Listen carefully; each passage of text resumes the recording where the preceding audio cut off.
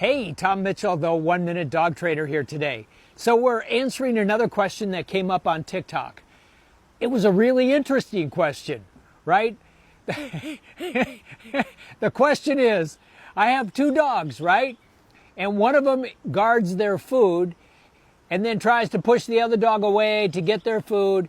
And should I try and distract that dog that's a little more aggressive or guarding their food with a toy so the other dog can eat, because the other dog is a grazer, not a gobbler?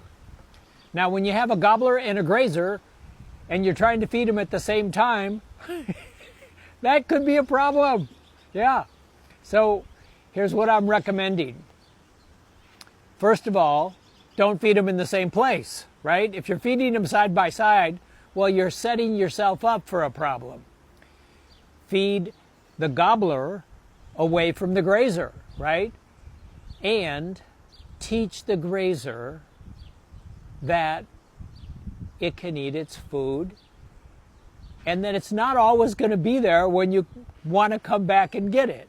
So you put the food down, you give it 10 minutes. If it walks away, you pick the food up, right? You don't give it to the gobbler, you take it away.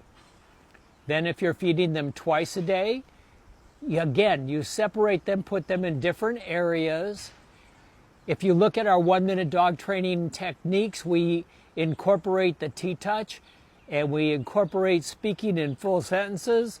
So I'm recommending that to the gobbler, you talk to him. Hey, listen, we need grazer to eat the food also. So if you could please just listen.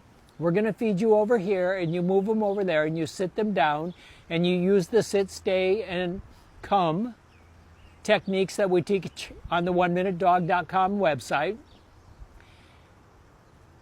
You train your dogs, right? You don't allow your dogs to train you. You don't take the toy to try and distract the gobbler from the grazer. You have relationship with the dogs, but it's a family, and it's a relationship, and we all have our jobs and our duties. And the duty is that we allow each other to eat our foods, right? So distracting them is not the best way to do it. Training them is the best way to do it. Most people give up too early. And I'll just say this because we say it on our website a lot. How often, how long, to what degree did you go to school, right? Most of us at least 12 years to high school, another 4 years to college. We're talking 10,000 hours.